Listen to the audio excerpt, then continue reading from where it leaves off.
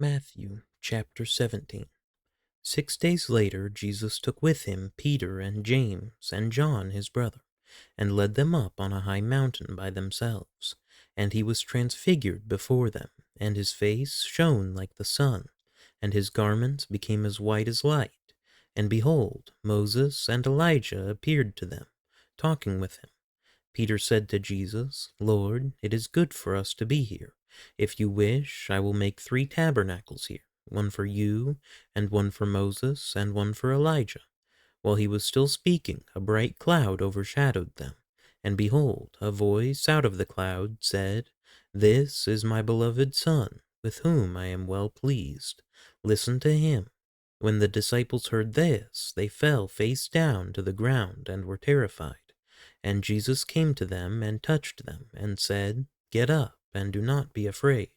And lifting up their eyes, they saw no one except Jesus himself alone. As they were coming down from the mountain, Jesus commanded them, saying, "Tell the vision to no one until the Son of Man has risen from the dead." And his disciples asked him, "Why then do the scribes say that Elijah must come first?"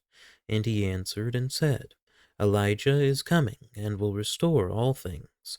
But I say to you that Elijah already came, and they did not recognize him, but did to him whatever they wished. So also the Son of Man is going to suffer at their hands." Then the disciples understood that he had spoken to them about John the Baptist. When they came to the crowd, a man came up to Jesus, falling on his knees before him, and saying, "Lord, have mercy on my son, for he is a lunatic and is very ill. For he often falls into the fire and often into the water. I brought him to your disciples, and they could not cure him." And Jesus answered and said, "You unbelieving and perverted generation, how long shall I be with you? How long shall I put up with you? Bring him here to me." And Jesus rebuked him, and the demon came out of him, and the boy was cured at once. Then the disciples came to Jesus privately and said, "Why could we not drive it out?" And he said to them, "Because of the littleness of your faith. For truly I say to you, if you have faith the size of a mustard seed, you will say to this mountain, 'Move from here to there,' and it will move, and nothing will be impossible to you. But this kind does not go out except by prayer and fasting." And while they were gathering together in Galilee, Jesus said to them, "The Son of Man is going to be delivered into the hands of men, and they will kill him, and he will be raised on the 3rd day." And they were deeply grieved. When they came to Capernaum, those who collected the 2 drachma tax came to Peter and said, "Does your teacher not pay the 2 drachma tax?"